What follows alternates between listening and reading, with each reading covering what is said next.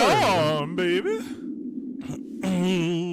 All right, what's the big news this week? I don't know if I have any news. I finished Game of Thrones, the book, and then I'm halfway through Clash of Kings. the second one, and I'm also reading Good Omens, so I'll probably finish that today. Clash of Kings. Did you ever read Good Omens? Nope. What's that about? That's the Neil Gaiman and Terry Pratchett book about the end of the world.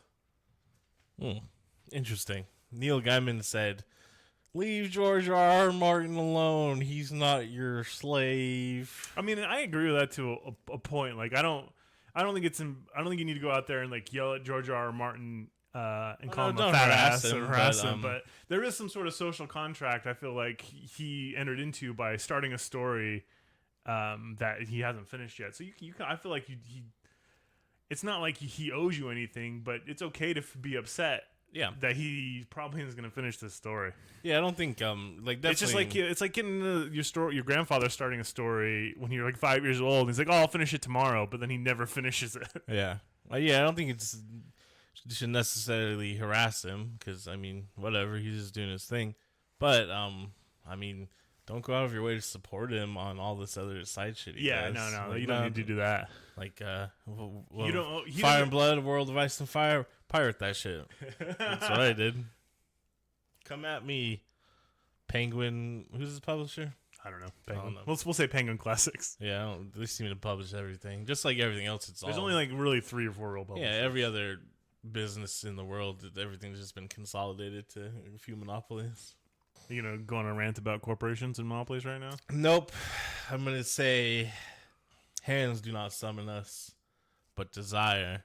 This is the cult of Space Force. Desire? No, we're a cult now. Welcome to the cult, everyone. I want to be more like the Destro figure. You can be Cobra Commander. Oh, all right.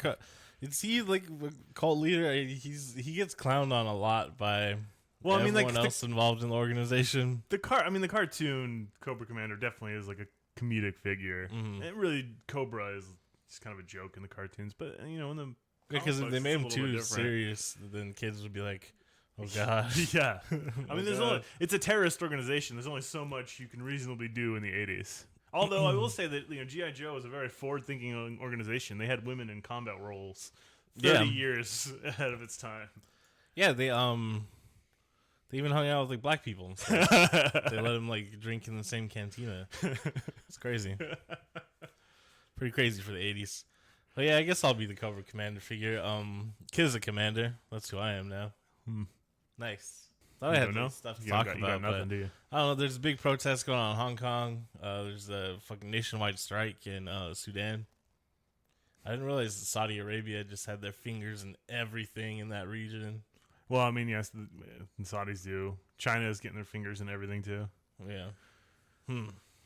Oh, so just like with business, where there's just a few monopolies that control everything, it'll be like United States, Saudi Arabia, and China. Well, probably not Saudi Arabia, but yeah. I mean, they're trying really hard. It seems like. Good for them. We'll help them out. We'll give them like I mean, their power only waxes as long as Trump is in power, I think. No, because most of the presidents we've had have helped them out. Yeah, but not to the extent that like Trump is giving them the leash that they have right now. You know what I mean? I don't know. I just whatever. We fucking love Saudi Arabia for some reason. Oil. That's the reason. Yeah, fucking we watched Krush Groove. We sure did. Body moving. A1 sound, and you know we Krush Groove. This is the totally accurate, true story of how Def Jam Records started. Okay, I'll go with it. Why do you think? There's like a real big question I want to get into before we actually break everything down. But go ahead. What were you saying? Why do you think Russell Simmons didn't actually play himself? I'm assuming he's not a good actor, would be my guess. Yeah, I've tried to look it up. Rev Run actually was a little bit surprised. He was decent compared to everybody else. He's not Rev Run yet. He's just Run. Yeah, but I'm gonna give him this title. In real life now, he's a Reverend. Which, I mean, he was saying motherfucker like crazy in this movie. Well, isn't Kurtis Blow a Reverend too? Is he? I think he is. All right. Well, he did have, like the song that they showcased for Kurtis Blow in this is "If I Rule the World and he just, which is a pretty preachy song, to be honest. I like that it has like class consciousness in it. It's interesting to think about. Well, I mean, a time period when people were aware of class. What about Grandmaster Flash and Furious 5? The Message. Exactly. Well, yeah. Even in This Is America of its day. Yeah. I guess. This Is America is, I feel like, a really sloppy attempt at The Message. Yeah. Like, I don't know. Like, the Message is like fucking totally dialed in, like direct message. This is what I'm trying to say. This Is America was like, look at how artistic it is, but really it seems like just like a shotgun full of paint. And it's like, there's political commentary in here somewhere. Yeah. Yeah, I don't know if I care for Childish Gambino that much. You gonna fight him now? No, I mean, he seems like a nice guy and he's funny. He's talented or whatever, but he's not that talented. I just remember like when he first started doing Childish Gambino, and he just had like the goofiest raps of all time. It was all just bad punchlines, like I'm trying to be Lil Wayne or something. And then his like first like full length album, like Camp, I think it's called. It's fucking garbage. I don't understand. Like I just never thought he would have a rap career. Well, he showed you. I guess. I mean, whatever producers and stuff he's working with now, or at least like experimenting with different sounds. But I still don't think he's that good of a rapper. He's an alright singer though. This is our podcast about Donald Glover and the problems I have with him. Donald Glover, fight me. I'm pretty sure I'd fuck him up pretty bad. I don't think he's a little guy. Size. But I mean, don't fight me. He made a movie with Rihanna, so that's. Oh cool. yeah, I forgot about that. Yeah, Guava Island. I guess it's a movie. It's more like a really long music video. Kinda, yeah, because it's got "This Is America" in it and some of the other songs. Uh-huh. So it's like a thriller sort of, you know. It's like the Bash Brothers, but not funny. Yeah, it's cute. It's not funny exactly. Yeah, so fucking Donald Glover's not in this movie because this is back when fucking hip hop was real. This is real shit. It's definitely not corny at all.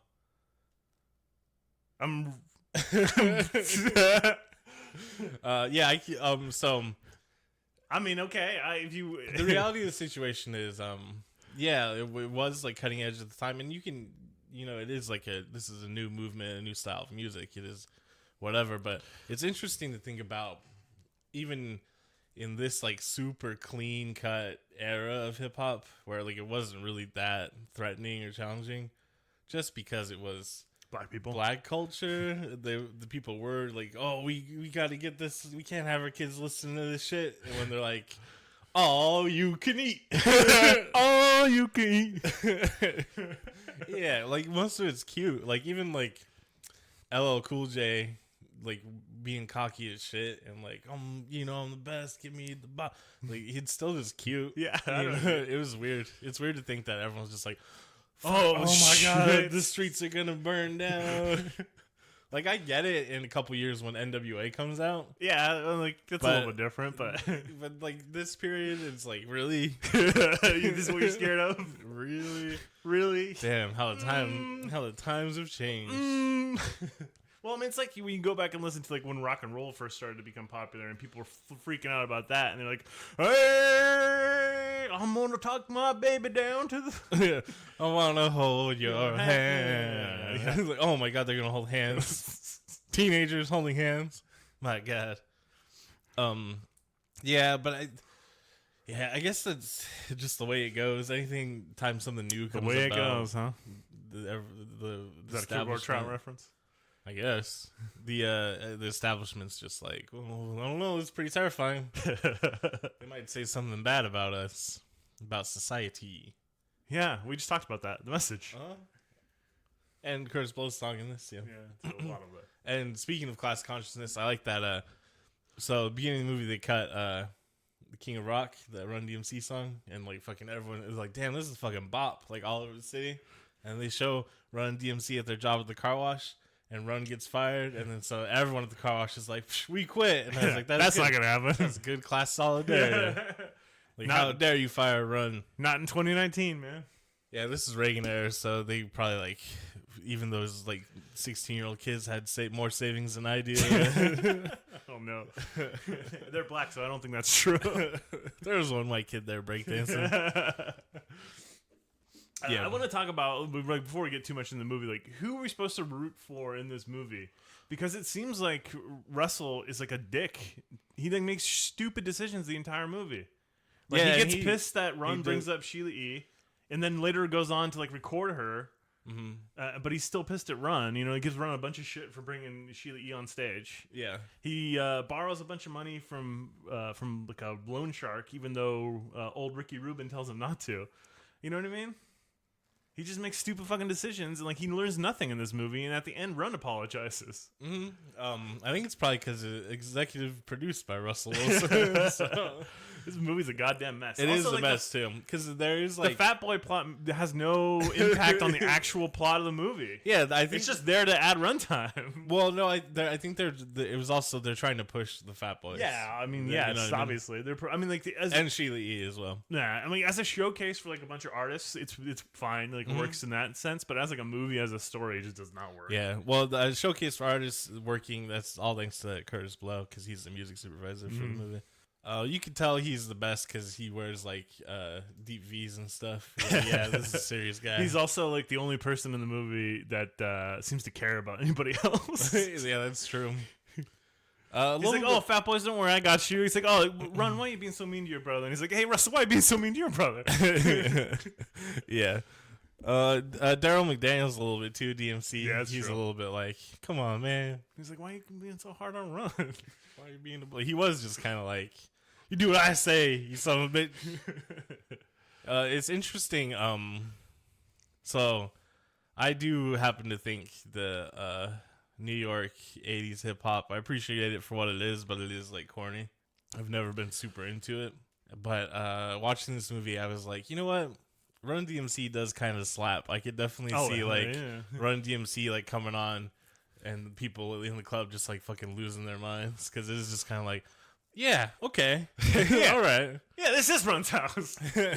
yeah, like it's like, oh, I get it now. Yeah, because I always thought like they had a really dynamic look, and I liked the showman nature of Run DMC, but I was like, people really just fucking used to get up and like feel this shit, but like never really hit me like that. Watching this, I was like, yeah, I get it. That said, though, New York in the 80s, black, white, Asian, Puerto Rican, doesn't matter. No one knew how to dance. Everyone like seems to have the weirdest rhythm in this movie. I mean, as far as 80s movies with a predominantly black cast that we watched set in New York, The Last Dragon is a way better movie. Both directed by Michael Schultz. Yeah, which is surprising. Well, I mean, this one's just to promote how cool Def Jam is. I guess. I just feel, I don't know. There's it feels like there's more, and they didn't try. Oh, you mean this movie's got Kurtis Blow, Run DMC, Rick Rubin. Yeah. You see him in his underpants. Oh, whoa, sexy. Fat Boys, Sheila E. New Edition. Man, when it cut to the New Edition scene, their performance, or actually in the beginning in the titles where it's like, and a special performance by New Edition, I was like, oh my god, New Edition. You're like, where's Bobby Brown? And then they go to his performance and it's Bobby Brown. I'm like, man, he just fucking, I sure can't wait until crack gets invented. It's crazy I forgot like New Edition was like such a like Jackson 5 kind of thing. Yeah, like a real boy R&B, band, yeah. like wimpy, and it's like, yeah, fucking, there's Bobby Brown. Look at him. He has no idea the monster he's gonna turn into. I was hoping they're gonna play my favorite New Edition song, which is Have You Seen the Rain? No. I like that song. I don't think that they had recorded that in 85. No, I don't think so either. It's weird that, I guess we talk about Bobby Brown for a second. It's all right. So he does New Edition for a few years, right? Mm-hmm. Gets to like 90 or so is when he goes solo. Yeah, I think And that's he's like, my prerogative, and like he like helps Paula Abdul get popular, and then he starts Whitney Houston pops off, and then he just kind of like doesn't have a career aside from being Bobby Brown and being crazy, right? I mean, I feel like that's a lot true. Like a lot of artists get to a point where they just don't ever really seem to, do anything else. They just kind of continue. Well, it's so he also became a bit of like a sex symbol with his solo stuff. Yeah. Because he could dance and he like put on weight and like got buff. But he's just, here he is in his cummerbund. In his sequins jacket. Yeah. The 80s were a weird time. Oh, also that the little homie who was dressed kind of like MC Hammer that's doing like a hip hop rockabilly song. Yeah. I was feeling that shit. I was like, what the hell? That kid was more experimental than like anyone else in the movie. The Fat Boys had a song about all you can eat. I really fucking liked that scene. I was like, I would love to go to 399 All you can eat Sbarro. That's hell yeah. Because I forgot. I haven't been to Sbarro in such a long time. Me either. But I forgot that they had like real food, like real pasta dishes and stuff. I don't think they really do anymore. I was like, man, I can get down all the carbs for my entire week. It was grossing me out because they were putting plates on top of pizza slices. I didn't bother me too much. I figured the plate's probably like steam washed. Yeah, have you ever worked in a restaurant? I mean, Starbucks is the closest. Yeah. Nah. It's good for you to be wary about plates touching your food because like those dudes in the back washing the dishes are just like spray. Put it on the dish rack, spray, put it on the dish rack, and then, all right, close the steamer. Yeah. All right, this shit's clean now. I mean, what are you going to do? You got to get stronger. And the best way to do that is germs. So everyone knows that. Yeah, you get your germy plates on your food, and as mentioned last week, make sure you and your partner spit directly into each other's mouths. Yeah, right. That's actually going to be the first design of our first T-shirt design. Because I've actually been drawing it out. Two people spitting into each other's mouths. Oh, that reminds me. Remember, like 20 years ago, you drew an actual ass hat? Yeah. I found that drawing. Oh, yeah. Yeah, it's just like it's just a man. A little cartoon man bending over putting a top hat on his ass. Yeah, he's like on all fours. He's got a top hat on his ass. That was like 20 years ago, huh? No. It's close to it. Yeah, maybe like. I'm rounding, but it's got to be close to 20. It's definitely like round up to 20, I'd say. That's that. Vampires. That was my. When they were in the all you can eat. I was also, it reminded me of Waitress, more butter. It did. Yeah. So there's a lot of crossover between the Chopping Mall and Crush Groove, I feel like. A lot of similar. In Chopping Mall, they have a little coffee kiosk called Crush Groove. And in Crush Groove, they go to Sbarro, and he gets butter. Fat Boys are like, Waitress, more butter. I don't remember the Fat Boys ever being popular in my lifetime. No, I really only kind of know of them from this movie, to be honest. So I don't think this movie probably didn't work in their favor. Same thing with Sheila E. Yeah. Which is understandable. The songs they showcase of hers. The first one, I was feeling it because she had the like non-rap one. Yeah, where she's like you're talking about kissing on your spine and like.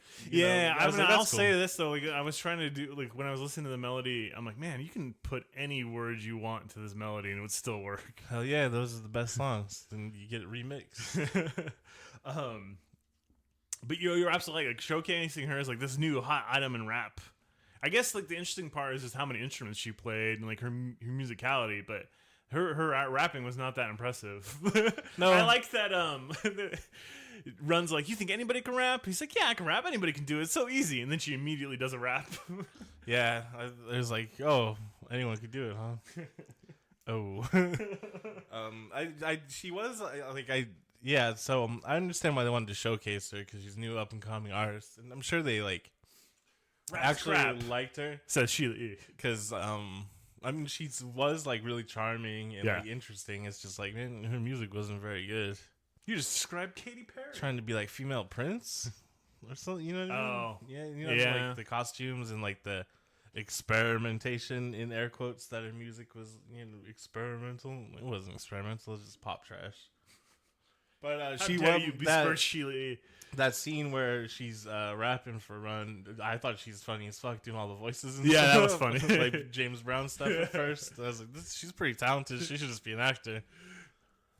But I don't think I don't recall her having too much success either. So this movie really is a mess and a failure. It didn't work on the level of promoting these two acts, and then also just kind of made Russell Simmons look like a dick. It did make Russell, and incompetent. Although he does, I mean, he seems like he might be a dick anyways. Well, didn't he get hashtag Me Too? I feel like I remember reading that, but so many people had so much dirty laundry aired out that I can't remember anymore. Yeah. I'll just say, sure he did, because that's safer than saying he didn't. It's much more likely. A man in a position of power abused that power? No, never. No. Why would that happen? Not Rick Rubin, though. He just lives out in California, growing out his beard, losing his top hair. It's just migrating south for the winter. Yeah, he just never wearing shoes or pants. I try to wear as few shoes as possible, but in Arizona it's hard. Honestly, yeah, I tried to wear the smallest amount of clothes as possible at all times. That's why I quit my job, so I don't have to get dressed anymore.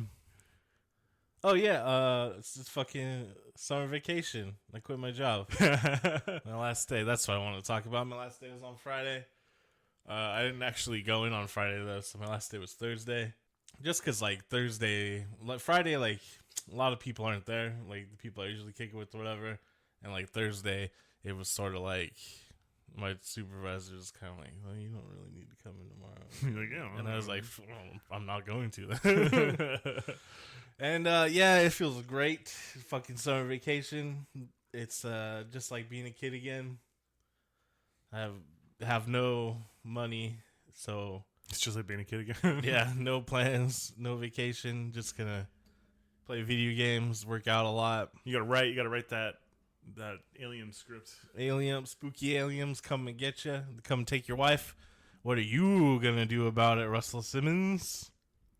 He probably blamed it on his brother.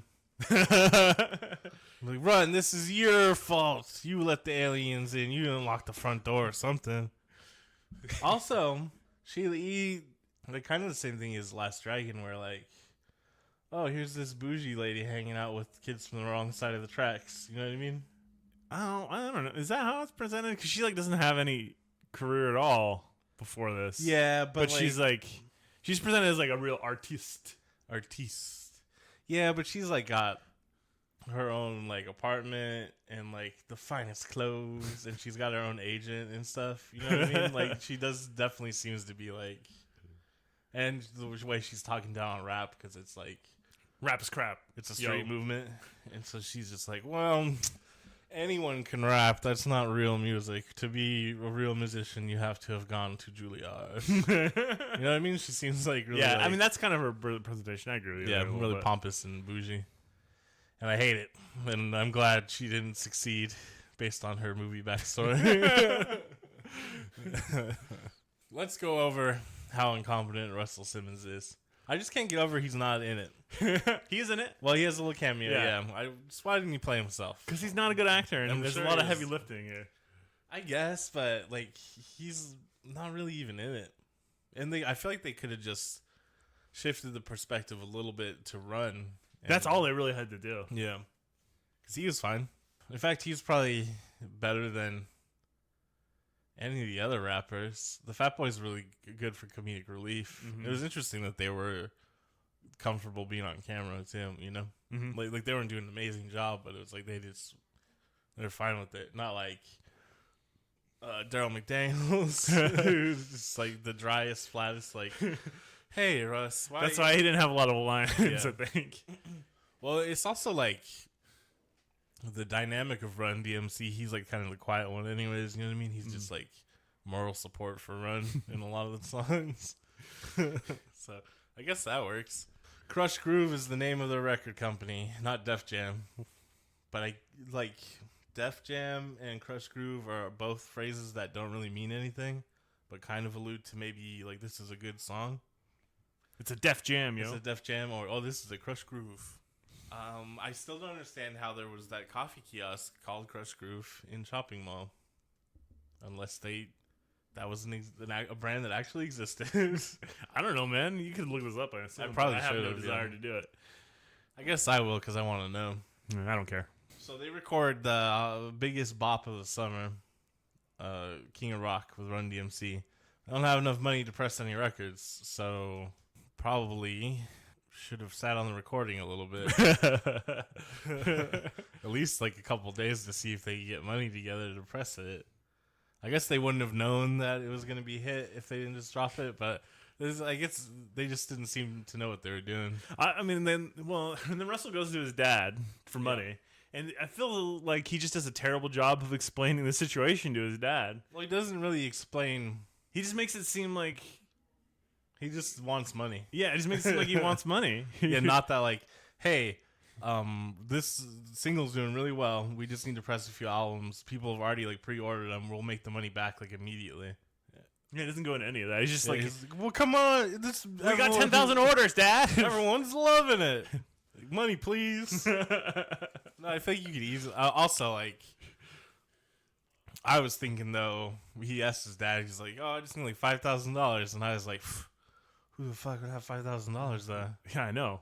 1985, $5,000 is pretty. That's a good chunk of change. $5,000 is a crazy amount of money to me in 2019. I know. That's what I'm saying. It's like, what? Why would his dad? Oh, that reminds me later on, like when the fat boys go to the club and they're like $10 to get in. Oh, and they're like, what? I'm like, what? $10? $10. A cover charge in the 80s is $10, and you go in there and the fucking beers are $5 a beer. I don't know. I just don't know what the 80s were like, because $10 seems perfectly reasonable for today's day and age. Well, I mean, it doesn't seem reasonable, but that's what everyone's be charging. Yeah, but this is 35 years ago. Well, 30 years ago. Mm-hmm. They weren't going to be allowed to drink anyways, though, because they're too young. Yeah. As we saw earlier in the film, they're still in high school. Dissecting fetal pigs. Cooking fetal pigs. Yeah. Or Bunsen burners. Not really attending high school, though, because they're like, man, let's get out of here. They're on the Russell Simmons plane. Mm-hmm. And like, let's go do a performance on the staircase. And kind of like creep out that girl. They creep on some ladies in this. I just at the end after they get the contract and they win the performance or whatever and they got their own starter jackets. I was like, damn. First you get the contract, then you get the starter jackets, then you get the girls, then you get the women. Yeah, if this podcast takes off, we'll probably have starter jackets. Yeah, but I kind of want to do a recreation of the one from Return of the Living Dead though that says "fuck off" or "fuck you." Yeah, but starter. I want mine to have a denim vest and leather sleeves. I don't know if those are cool right now. I don't know if we'll make a custom one for you. But I don't know if they're all going to be custom. I don't know if we'll be able to sell too many of those. But starter jackets are never not cool. Last time I saw someone in a starter jacket, I was like, damn, what's up? Looks cool. Looking pretty cool. It was Oakland A's. There is a sex scene in this movie that I want to talk about. Why? Because it's weird. So check it out, audience. I know you're not watching the movies, so you need me to explain them to you. This is what happens. Russell is going to get beat to death by the fur man. JB, the fur man. He's a loan shark, but he's got some kind of fur business. Seems to be doing pretty well. Beaver pelts, I imagine. It's yeah, Northeast. Basically, you don't mess with him. He's a tough guy. He's like... and he's got a whole gang of Jerry curled men to do his business. Yeah, really buff guys. With Jerry curls. Yeah, with Jerry curls and like open front shirts. So, one guy's got like a net, one of those net things. Mm. You can see his muscles underneath. Yeah, and earlier in the night, those Jerry curl men grabbed him by the testicles and told him they'll rip him off all the way if he doesn't have JB's money by the end of the night. And so Russell's like, I know what to do. I'll get this Sheila E. involved in my problems. So he runs to her apartment. He's like, hey, is it cool if I like hang out here for the night? Like hide out? Hopefully they don't know where you live. I don't know. Hopefully they don't I don't really pay attention. I don't really have any idea like what I'm supposed to do in the situation. So I'm just going to make sure to involve as many innocent people as possible. And she's like, yeah, sure, come on in. She just goes back to sleep because she's like, man, this fucking these Simmons kids are fucking weird. Because she already knows Ron is a weirdo. And then he just like goes into her bedroom and lights a candle, and immediately it's like, oh, it's romance time, huh? So that's all. You just go and light a candle, and it's like, ooh, okay. Well, it's a business candle. Every time when I light this business candle, you know it's business time. I only like the business candle. Yeah.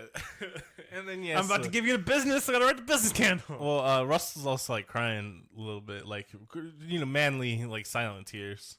As one does. Yeah, and she wipes him away. And as she wipes him away, he kisses her hand. And she's like, I knew it. I knew this candle meant it was business. And so they smash it out. And I'm going to try it. I'm honestly gonna try it. I'm like, just light business candles everywhere. I'll just like, next time I hang out with a girl. Hold on 1 second, baby. Light this candle. Let me light this candle. And then just stare at her and wait. And then you gotta get it one tear going down your cheek.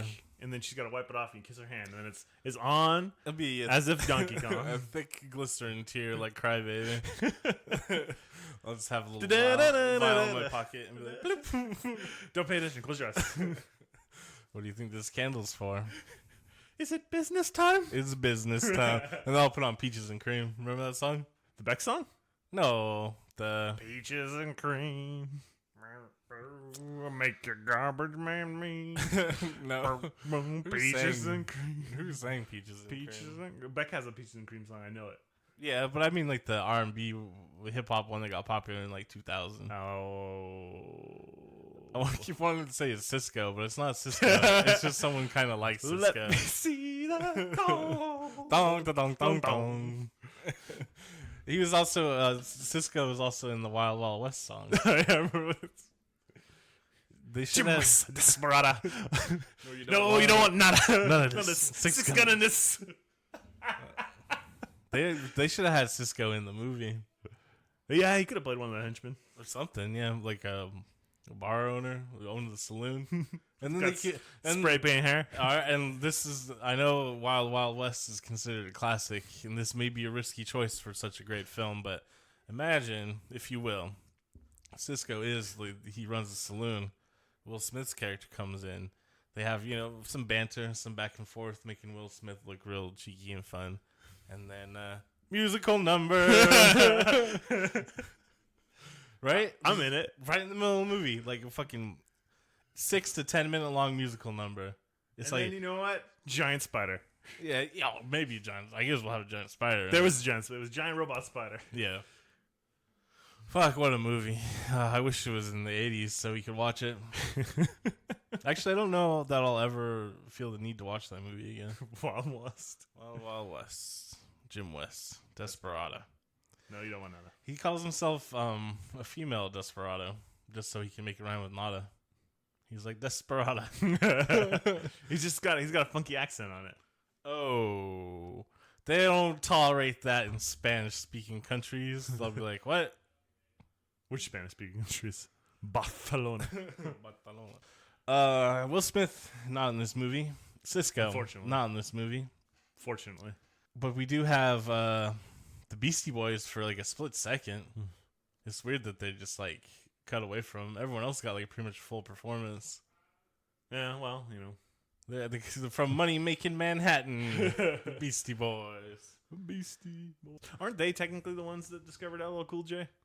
Wasn't it like a mixed, like a demo tape that Ad Rock or one of them had found inside like Rick Rubin's garage or some shit?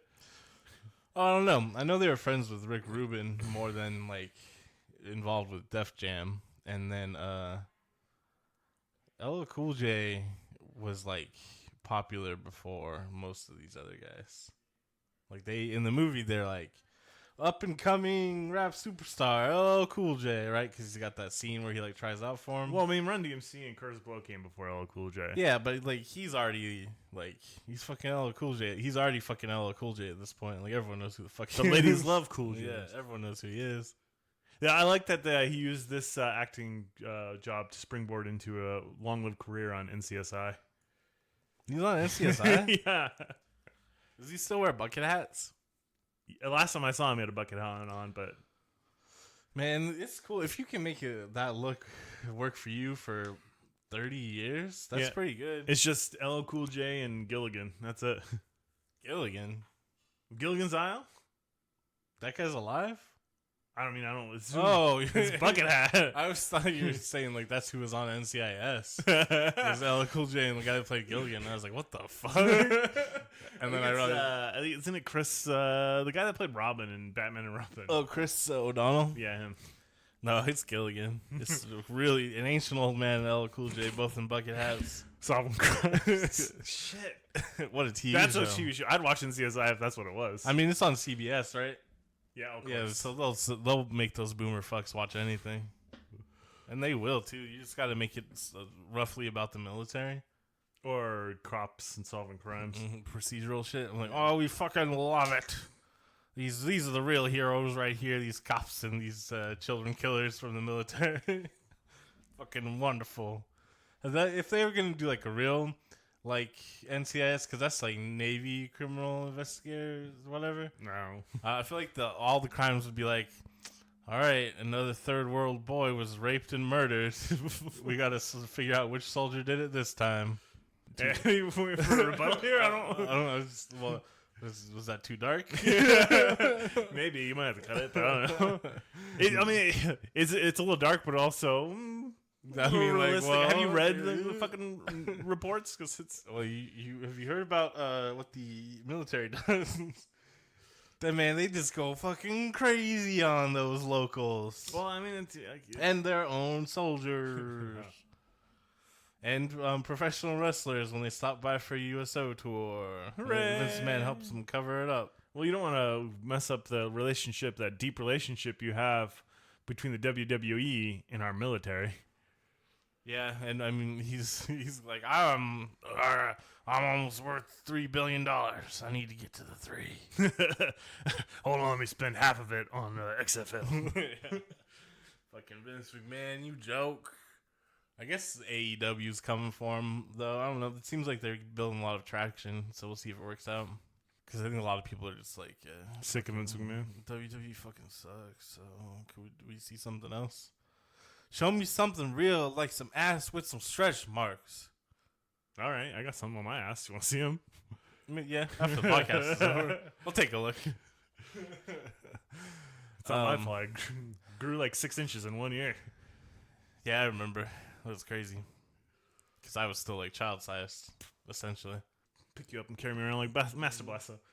This is the part of the podcast where it's time to clown on New York City and its 5 boroughs or whatever that trash hellhole it's got. I'm going to reignite the East Coast, West Coast war. I think I tried to do that a couple weeks ago. So there's a part where Run comes back to town. He signed with Galaxy Records, which I don't... That's not a real record. No, but it's probably like a reference to Capital or something. It's funny, like, Capital Records. You fucking capitalist. Capital idea. But he comes back to town because Kurtis Blow basically is like, man, this new record sucks. Even though I produced it and it sounds like Run DMC, it's just the spirit's not there. Got no Russell, we got no Rick Rubin out here in his underwear. It's fucking bullshit. And Kurtis Blow's like, I'm not doing this shit anymore. I'm real, true. I'm day one. And ride or die. Yeah, and then Run's like, I better go see Sheila E. And this is just after she got done getting busy. She got business time. Yeah, she got her back blown out by Russell Simmons. Of course, that scene had to be in the movie because Russell Simmons was like, listen, this is 1985. I'm painting all the cheeks. I'm just spraying the walls of every pussy I see. We need to get this in the movie. From the windows.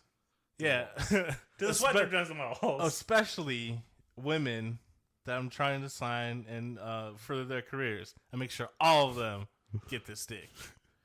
And everyone's like, damn, you sound like a real cool guy, Russell Simmons. Anyways, what I wanted to bring up is when he pulls up to her little brownstone or whatever they call those fucking dumb New York buildings that people live in. He just leaves his car, his Cadillac, parked straight up in the middle of the street. Is that people? Do these garbage people in New York do that?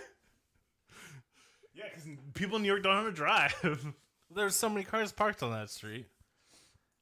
Like, no one's gonna go down that road. No one. That's their problem. That's not Run's problem. Just like Run's a famous hip hop musician now? Do you think that's like a dumb movie thing, or is it? It's a dumb movie. It's not just like everyone in New York's a fucking idiot. I don't think so. Oh, okay. I think you're gonna need to provide me with some more evidence than that. Here, look, my favorite part for this is immediately Run goes upstairs to see he gets inside the apartment and sees the bed is like messy. He's like, oh, she fucked my brother. She's also got like lace curtains and shit around her bed. Mm-hmm. Like, it looks like a good place for business. Like, it's pretty romantic in there. Yeah. I guess he doesn't know that it's his. Well, maybe he puts two and two together because when he knocks on the door, she's like, Russell. I guess. But like, it's still, the bed is just messy. You're just assuming that she was fucking in there? I don't get it. Yeah, because as you know, when people sleep normally by themselves, they're completely tucked in. They don't no movement at all. Everything's perfectly pristine. When you get out of bed, you just gotta like slide out. Yeah, you just fold it back a little bit. And he's like, "Oh no, this is definitely. Oh no, oh my god, does she even have butt cheeks now? Oh god, look at how messy it is." She's like, "You gotta help Run," and he's like, "I ain't gotta do shit. You do it. You fucked him," and she slaps him, which is pretty good. There's a scene like. Or immediately after that, Run does one of those like scare tactic things a little bit, and I was like, "Damn, he's acting like he's gonna hit her. That's kind of intense." That's another thing about this movie is the tone is wildly all over the place. Wildly all over the place. It's like a goofy like having fun with your friends, starting a record company business, and then also like Russell's gonna get killed, and then at one point LL Cool J almost gets shot by the producer for Krush Groove. Because remember they come in and they're like auditions are over, and he reaches into his coat and he's like, "Did you dumb? You didn't hear his auditions are over? Hit the box, hit the box." And then when they're walking out, they're like, "Damn, you almost shot him." So like, and they got the fat boys like, "Oh, you could eat." Yeah. So it's everywhere. So it's like, oh, damn, he's gonna hit a woman. But she's like, all right, well, I'll do it then. But first, I need to put on these really long socks. Like, she's taking forever to get ready to like help out Russell Wilson. I mean, Russell Wilson. Russell Wilson needs help too. Does he still play for the Seahawks? I don't even know. Whatever happened to that guy? He won a championship and then he gave up. Man, at least he's not raising futures, baby. Like you're looking for a name that I'm Carolina not gonna give it to you. Panthers quarterback. Mm-hmm. You know his name? Is he Russell Wilson? Damn. I don't know much about football. Remember when Pusha T, like a couple summers ago, I think it was, when him and Drake were having beef, and he's like, "Drake, you are hiding a child." Surgical summer. Man, that's so good. Remember when Drake is all up in everybody's shit like he actually plays for the Toronto Raptors? He's the mascot, isn't he? I'm pretty sure the mascot's a dinosaur. That like interview he did after game 1 when they won at home, it was so Canadian. He was like, "Yeah, we're really out here in Toronto, eh? We make sure this is like a college team. We take care of the team. We make sure the stadium's clean, eh? We're a good city. And Toronto deserves this, eh? Tuna sandwiches." Go back to Degrassi. How's Spinner these days? Which dude was that? His white friends that had a lift? Yeah, that's the one. You're the one that fucking watched it. How do I know which one it is? Well, I mean, I would come home from work every day, and you and Stephanie be on the couch watching fucking Degrassi. I mean, what else are you gonna watch at 6 o'clock on a Thursday? Anything. Oh, Degrassi was cutting edge. They shot Jimmy. You're too old for it. Too old. Yeah, because I was like fucking 22. No, I was like 19 or 20. You're older than that, motherfucker. No, because it was right when I first started dating Stephanie, and she like just turned 18, and I wasn't quite 20 yet. Whatever. It's still too much. Yeah, it was crazy when Drake got like popular a few years later, and I was like, The Degrassi kid? Really? Started from the bottom, now I'm here. Yeah. You're like, what? Wait, what? From the bottom? A Canadian TV show? I know, like, your dad wasn't in the picture, but, like, you seemed wildly suburbanite. Yeah, he would not be appearing in Def Jam Records. I'd like to see them do a Krush groove about the Toronto Drake? Musicians. It'll be Drake, The Weeknd, and I don't know. Seth Rogen. People always try to act like there's some like hip hop scene in Toronto. It's like I don't think so. You're too closely related to New York, so I don't believe it. Yeah, that's my thing is East Coast. So what? Hip hop wasn't good until they made it to the West Coast. You're gonna get a shot. By who? I don't know. There's not real shooters out here anymore. They're just pretending on the internet. Fucking clout sharks.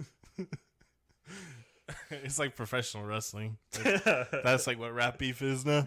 Yeah, I mean, which is good, actually good. That's I don't think everyone needs to be getting shot all the time and stuff. So, can we start beef with Drake? That's how our podcast is going to take off. Fuck yeah. Drake. All right, listen here, Drake. You are hiding a child. Also, I have 3 children. None of them are hidden. Remember not long ago when he was like flirty texting with the little girl from Stranger Things? Yeah, that was weird. Everyone just forgot about that? He's a pedophile, right? Millie Bobby Brown. Yeah. Damn. Someone's got to let Bobby know. Yeah, so no one's brought that up in a while. Like, anytime they interview him for the NBA, they should be like, hey, remember you were hitting up that little girl? No, just like, hey, so what's 11 up to? I could never be like a reporter. Oh, me either. Like, not in one of those positions, because I'd straight up just be like, I'm going to fuck with Drake. I'm going to put this fool on blast. Because, like, who cares? What's Drake going to do? I was talking to somebody about Drake one time, and they, I don't know, man. Like, Drake seems really smart. It seems like he has it all together. I'm like, the motherfucker that impregnated a French porn star has it all together? I mean, if he loved her. He didn't. It was a one-night stand. Oh. Well, no, he doesn't have it all together. Yeah, because, I mean, I know we all want to get in there and just spray the walls, right? You know, like, want to be like Russell Simmons, of course. But sometimes light business candles, give him business time. Yeah, sometimes you gotta put a condom on. Sometimes, most of the time. Sometimes it's not all you can eat. All you can eat, $3.99. I can. Can you? That's also. I'm fucking $3.99 Sbarros. Yeah, the 80s. What the hell? $4.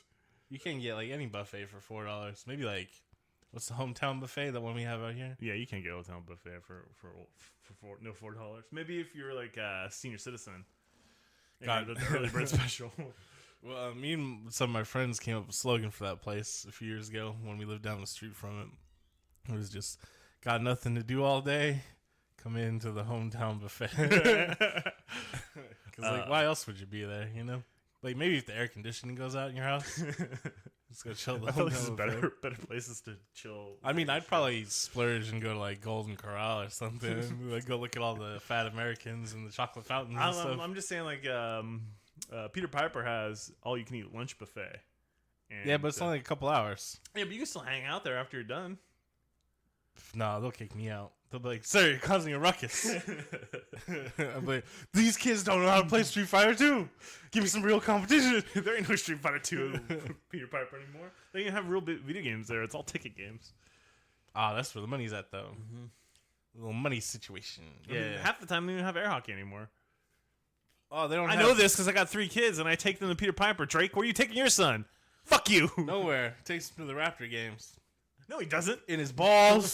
That's where he keeps all his sons. I can just imagine, like, Drake pulling a gun on you and being like, all right, mister. You've talked enough guff, eh? I'm sorry I have to do this to you, but I'm going to have to pop you. I'm going to have to ask you nicely to leave, sir, eh? Yeah, Drake's a wimp. Weakest in the game. He's just gotten, like, a pass from so many people too. It's like, I don't know, man. It's crazy. Oh, to tie it back into Childish Gambino from the beginning of this episode, I believe Childish Gambino told a story where he had an interaction with Drake and some of the OVO guys, the Toronto nerds, where they were like, they tried to like test Donald Glover and his brother's metal. Oh God! Like to make sure that they were like real hood and blah blah. Blah. And it's just like, you guys are from Canada, which is like, yeah. I swear to God. Obviously, there's if Drake tries to test me, I'm punching him right in the fucking there's face. for sure real hard men, real criminal shit going on in Canada. Drake is not involved. Yeah, The motherfucker from Degrassi is not involved in that shit. Drake's not involved. No. Nah. Nope. He's about as tough as the one fat boy who's scared to perform. No, that run fat boy grew up in the Bronx, so he's way tougher than Drake. That's a good point. The Bronx. I assume it's the Bronx. Could be Brooklyn. It's the 5 boroughs, right? Queens, Brooklyn, Bronx, Manhattan. Where we forget? Staten Island. That's not one of them, is it? I think, yeah. Is it? Yeah, it is. But everyone makes fun of it. The white one. Staten Island?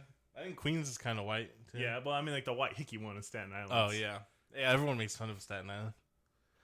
But, I mean, the only thing I know about New York is, like, from listening and or watching to Deezus and Mero. So, I don't know. It just seems pretty corny out there. I learned everything I know about New York from The Simpsons. Oh, the episode where they go to New York. Remember the pimp guy in the background when he runs? The way they animate him? Oh, yeah. He's like skipping, like, doing a pimp walk, but like really huge steps. That is always pretty cool. I guess I'm not done clowning on Drake or New York. No, we'll go for Drake next week. For sure. We'll talk about it some more. The resolution of this movie is Run just gives Russell money. Yeah. Like, he probably should have just, after Run signed that deal, since they're brothers, he probably should have just been like, hey, man, I'm in trouble. Can I get like $5,000 real quick? Especially since it was they're pressing records that for Run DMC, right? Yeah. You know what I mean? You probably just talk about it. Yeah. Get it sorted out. Problem easily solved. But no, because his dad earlier in the film put so much pressure on him about some God bullshit. Yeah, this is God's plan. God's plan. Yeah, because God's plan. I think God's testing you to see if you could do it on your own. And then he has God's plan. Flashbacks to it, and he's like, yeah, that definitely seems like something God would do. the omnipotent, omnipresent, omnibenevolent God is trying to get me beat to death to teach me a lesson. Yeah. About strength or some shit. I feel like if you are incredulous about that, you clearly haven't read the Bible, because there's plenty of shit like that in the Bible. Yeah, but I mean the fucking story of Job is crazy. Yeah, I'm just, in everyday life to be like, oh yeah, this is God's testing me. Well, I mean, if you grow up in that religious family, then and your dad's a reverend, yeah, I can see it. I could see it. It's just like, I don't get it. That's terrible. That's a pretty terrible way to live. Probably knock that off. Not do that anymore. Hey, one more Drake thing. You know that song Kiki, Do You Love Me? Every time he says it, I picture a cat. Because baby Kiki? Yeah, Stephanie and calling kittens Kikis. Yeah. Kiki, do you love me? And I picture like a little man, like a dude like dancing with a cat. Yeah. I'm not too familiar with that song because Drake. But I'm not super familiar with it, but then I also listen to the radio, and so unfortunately, sometimes I'm forced to listen to Drake. I haven't listened to the radio in years. I don't know. It's been a while. But yeah, I could see that because little kittens are Kikis, and I was also could just be talking about a little girl. Drake's got weird lady problems. He's a fucking predator. He's grooming people. Like a fucking Hotline Bling song should. I mean, if you really listen to it, makes Drake seem like a fucking creep. Really? Yeah. I've never really checked out the lyrics. I just remember when all the cool edits people did. that's the best part of that. Hotline Pizza.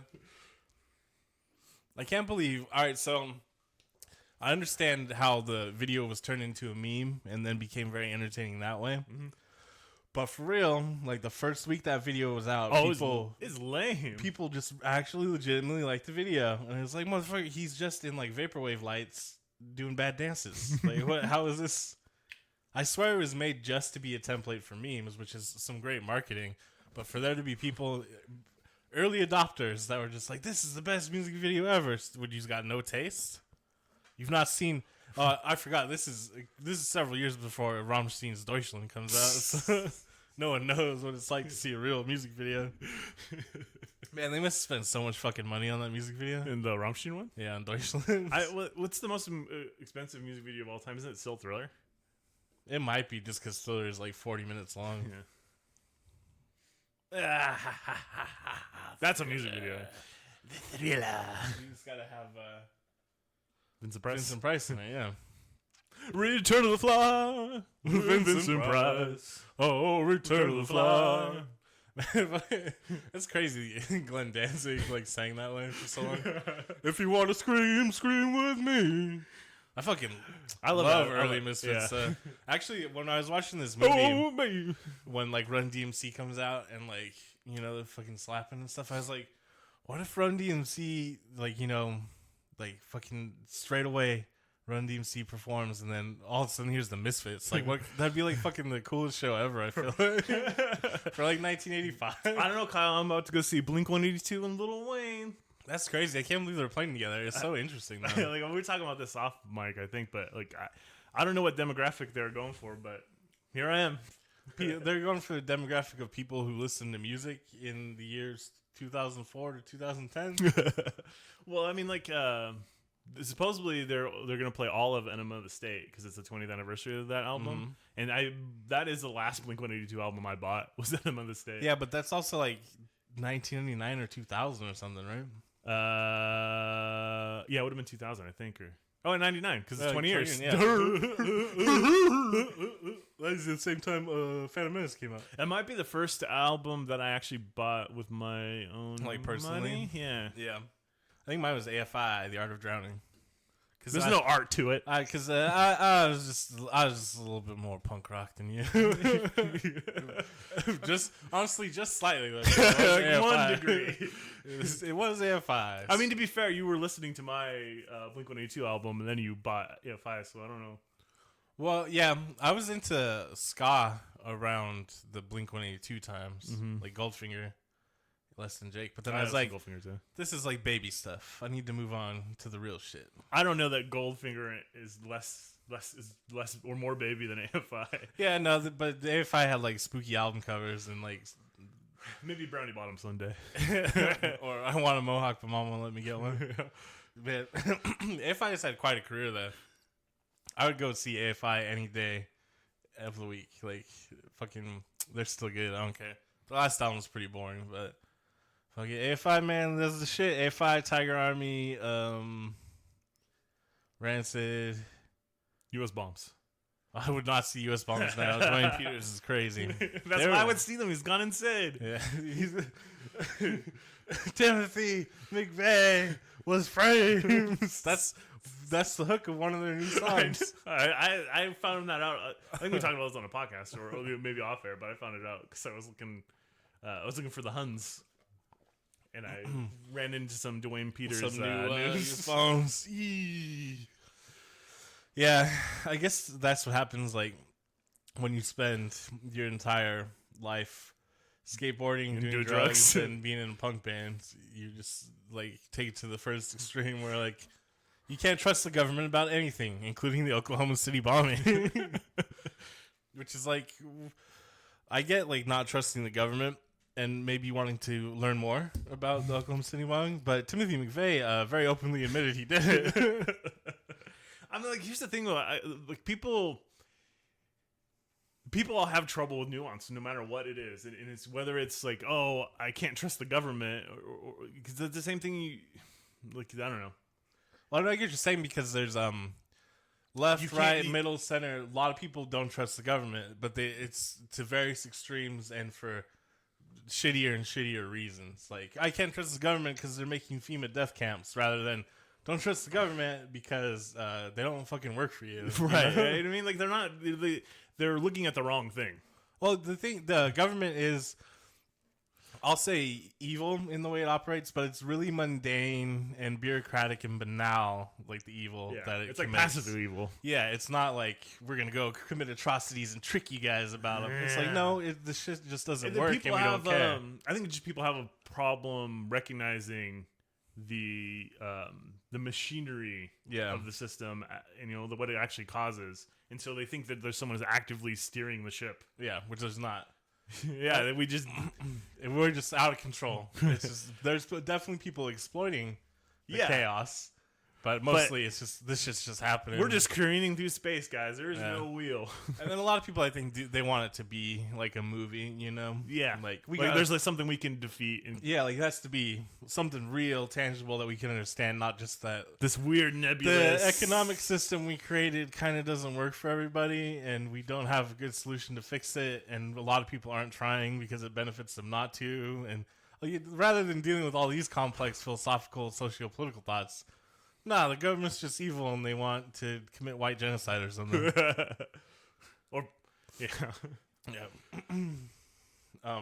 Sometimes they are actively evil. Like I mean, like the shit in the border camps right now, right? Yeah. That's actively evil. And then, of course, Japanese internment. I was just thinking about modern examples, but yeah. I mean, shit, like this is worse than Japanese internment. Oh, absolutely, yeah. This is just this is actively just really evil. Yeah, like we don't consider you human beings, and we don't care, and we're gonna hurt you and your family. And says the cops to black people. Yeah, that too. Yeah. Well, cops are heroes, hero police. Yeah, I mean it's a cliche at this point, but ACAB. There's a reason it's cliche. It's because they don't ever get better. They just hurt people. And wow, we are ending on a down note. Fuck Drake. We're watching a TV movie next time. It won an Emmy, starring the Goot. It's called The Day After. The Day After. How hard do you think it'll be to find on the internet? I don't think it'll be that hard. Okay. If you have any trouble, I think I'll be able to find it. By illegal means, I mean. I'll find it legally, of course. I think Amazon has an Amazon Prime, so. Oh, I mean, it did win an Emmy. Yeah, I mean, I've watched it once before. I actually watched it in high school. Oh, really? Yeah. It's about nuclear fallout? Yeah, it just follows a bunch of families the day after a nuclear war happens. Oh. It's interesting. That reminds me of a hot take I saw on Twitter from, I don't remember who it was, but it's some random, idiot who just has political opinions that are bad. Me? Maybe, but they were just like, all you guys out there who read socialism and communist theory and philosophy, what you really need to do to understand how bad communism is watch HBO's Chernobyl. So, I don't put down those goddamn books.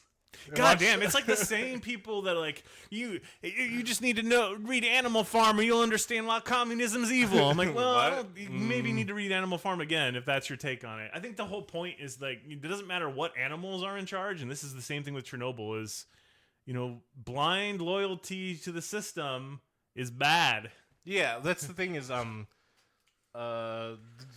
communism as perpetuated by the USSR was shitty authoritarianism. And authoritarianism is bad all over the place. The end.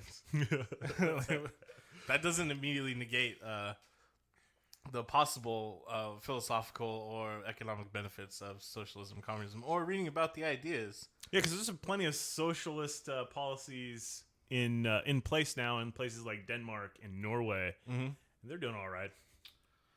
Yeah, that's not true socialism, though. But then the argument would be, well, then why can't we adopt them? Because that's fucking socialism. Anyways, vote for Elizabeth Warren. I guess, yeah. I mean, I don't know. Don't vote for anyone yet. Yeah, because you're not allowed to. Well, it's way early. We haven't even had one debate in the Democratic primaries yet. Let's not worry about this, guys. Yeah, I'm not worried about it at all. They're all just wieners, anyways. A bunch of wieners. Not Tulsi Gabbard. No Oh, one man. has stood up and said, we need to completely dismantle the government and start over. That's the candidate I want to vote for. I don't. Good luck. You're Yeah. gonna find that guy. Yeah. Oh, jeez. I mean, honestly, if someone came out and said that, I wouldn't trust them. There's almost no revolutions that ended up the way the people that started the revolutions wanted it to. Yeah, I mean, the problem is, and hear me out on this, all the revolutions that have happened before, there's too many hands in the pot. You know? There's too much, too many different groups and ideas getting in there. What we need is just one really smart, one really strong man, if you will, to just start a revolution and tell us what we need. You know, something like Stalin Part 2. Maybe a little Mussolini. I gotta be honest, that's how the French Revolution ended that way. Yeah. Napoleon. And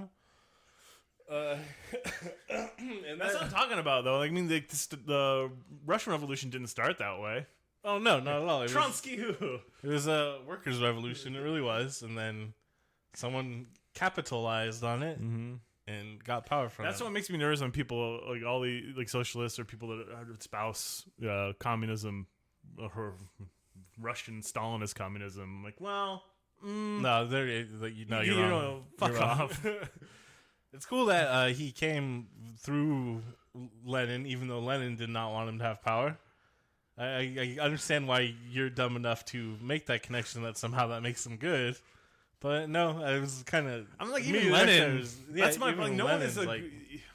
I have the same problem. Like, the people that hold up Lenin are the same people that hold up, like, I don't know, the founding fathers. Like, Yeah, no that's one true. is wholly a good person. No. They're gray. They did shitty things. Lenin did plenty of shitty things. It's like, I don't know. Your blind loyalty to one philosophy or the other unnerves me. Yeah. The problem is, doesn't seem like there's a solution. There isn't. It's not. There's a bunch of little small shit we can do. There's no big solution because the big solution is to completely change the way humans interact with each other. I don't know if that's true. I don't know if I believe in the idea that capitalism is naturally inherent to humanity. Well, no, not necessarily capitalism. Well, that's the argument people make a lot of time is, oh, this is nature. This is how nature operates. Well, I mean, no, humans are generally collectivists. But not. I mean, the collectivists in small groups. Yeah, but that's the thing. There's a book called *Sapiens* that was unfortunately written by a member of the Israeli Defense Forces, but he is also a biologist. This part is definitely all this is getting cut after we talked about. Oh, yeah, because they're going to say I'm an anti-Semite now. After I say we're watching the day after, you guys aren't going to hear any of this. But yeah, he does talk about how the only way to make society operate on the global scale that it does is the belief in shared myths. Yeah, well, I mean, so we all just kind of, we have to, like you said, yeah, humans are collectivists, but we're also tribal to a certain extent, and that's why people work well in small communities and don't welcome outsiders and blah blah, which are not necessarily beneficial to a global society. And to exist in a global society, we do have to make all these strange concessions to mythology, essentially, like, oh, the power of democracy and capitalism, and these are myths. We don't know. There's not some truth handed down from a god. It's just the American Constitution's good, I guess. Like, we're all like we all kind of bought into that, right? Just because everyone's like, well, society needs to function somehow. So sure, I believe it. But I'll never let a goddamn soldier sleep in my house. You don't have to. It's in the Constitution. That's right. I'm all about it. They'll never take away the Third Amendment. All right, so you also can't be brought up on a writ of retainer. That's good. Which is basically just the government saying you're guilty. Yeah. I mean, well, we were talking about this before the podcast, but like, a lot of people spend a lot of time in jail before they're convicted. Yeah. So it's kind of like you're guilty before you're guilty. Yeah. Just because the system's broke. Again, I don't know. Fuck it. End of podcast. Fucking McVentureProductions.com. Fuck Drake. Go to McVenture Productions. Def Jam ends up being okay. Russell Wilson becomes their manager, which I don't think that's what happened. I think the Def Jam just made a bunch of money, and Russell Simmons became super rich, right? Yeah, I think that's how it works. Yeah, that's the movie. It was pretty good. It was exactly what I expected. Some goofy 80s shit. McVentureProductions.com. This is a cult Space Force. Kid's a commander. Fucking look out for some cult-related merchandise. Government, don't listen to this episode. It's going to come across as pretty weird. Like we're starting some sort of doomsday cult. I'm pretty sure they listen to every episode. There's just some program that trolls through everything and then kicks it to somebody if a certain keyword comes up. There might be a few of those in this one. I mean, there's probably some in every... We're probably on a watch list at this point, you dumb bastard. Whatever, these are my beliefs. This is goddamn... I thought this is America. I believe in this shit. I'm going to start a cult in Guyana. It's going to be called Kizatown. All right, Space Force. R.I.P. Space Force, probably. We had a good run. Yeah.